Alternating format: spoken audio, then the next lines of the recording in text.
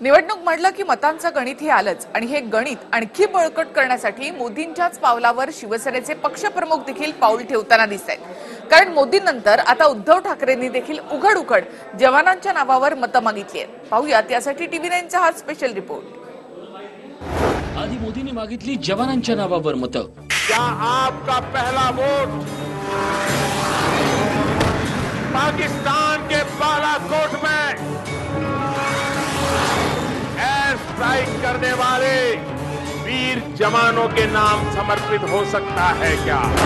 नंतर मुख्यमंत्री फडणवीसांकडून तोच प्रयत्न। बालाकोट मध्ये स्ट्राइक केला, अमेरिकेने मान्य केलं, रशियाने मान्य केलं, चीनने मान्य केलं, पण जगात दोनच लोक असे होते जे पुरावे मागत होते। आता उद्धव ठाकरेंनी मागितली जवानांच्या नावावर मतं। श्रीकांतला मत म्हणजे मोदींना मत, श्रीकांतला मत म्हणजे आपल्या भगव्या युतीला मत आणि श्रीकांतला मत म्हणजे आपल्यासाठी लढणाऱ्या सैनिकांना हिंमत। पंतप्रधान मोदी आपल्या प्रत्येक भाषणात सर्जिकल स्ट्राईक आणि एअर स्ट्राईकचा उल्लेख करत जवानांच्या नावावर मतं मागतायत। आता मात्र त्यात शिवसेना पक्षप्रमुखांची भर पडली आहे। श्रीकांतला मत म्हणजे मोदींना मत, श्रीकांतला मत म्हणजे आपल्या भगव्या युतीला मत आणि श्रीकांतला मत म्हणजे आपल्यासाठी लढणाऱ्या सैनिकांना हिंमत। आणि ती हिंमत देण्यासाठी गेल्या वेळेपेक्षाही जास्त मताने मला श्रीकांत इथून खासदार झालेला पाहिजे आणि हा माझ्यासाठी नाही, हा तुमच्यासाठी आहे आणि तो विजय, ते आशीर्वाद तुम्ही त्याला द्याल ही आशा आणि विश्वास व्यक्त करून मी आपली रजा घेतो। ऐकलत, श्रीकांत शिंदेना मत म्हणजे मोदींना मत आणि श्रीकांत शिंदेना मत म्हणजे जवानांना हिंमत असं उद्धव ठाकरे म्हणतायत। तर तिकडे मुख्यमंत्री फडणवीसही जवानांच्या शौर्याचा उल्लेख करून विरोधकांवर टीकास्त्र सोडतायत। बालाकोट मध्ये स्ट्राइक केला, अमेरिकेने मान्य केलं, रशियाने मान्य केलं, चीनने मान्य केलं, पण जगात दोनच लोक असे होते जे पुरावे मागत होते। पुरावा काय आहे, पुरावा काय आहे, पुरावा काय आहे?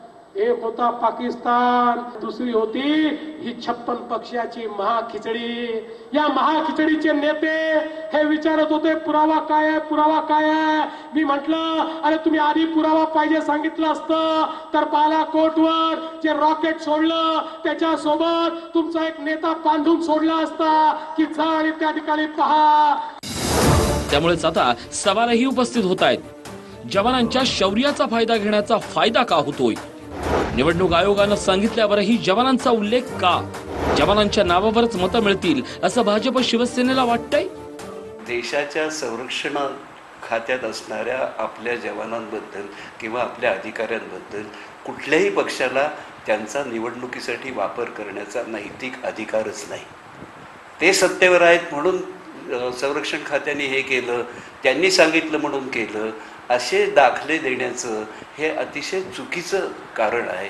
मला असं वाटतं की याच्याबद्दल राजसाहेब बोललेले आहेत की तुम्ही 5 वर्षात काय विकास केला या नावावर तुम्हाला आता मतं मिळणार नाही, ते तुम्हाला माहिती आहे कारण तुम्ही काहीच काम नाही केलं आहे।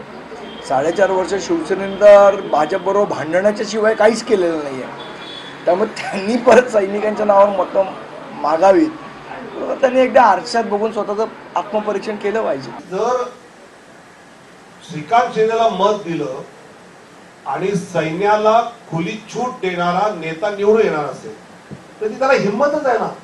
आता ती असे तर आम्ही बोलायची नाही का? देशासाठी जवान आपली जबाबदारी आणि कर्तव्य चोखपणे निभावतायत, पण त्यांच्या कामगिरीचा फायदा मतांसाठी घेण्याचा प्रयत्न होत असेल तर मतदारांनाही ते आवडणार नाही। कल्याणहून अमजद खानसह वृषाली कदम, TV9 मराठी, मुंबई।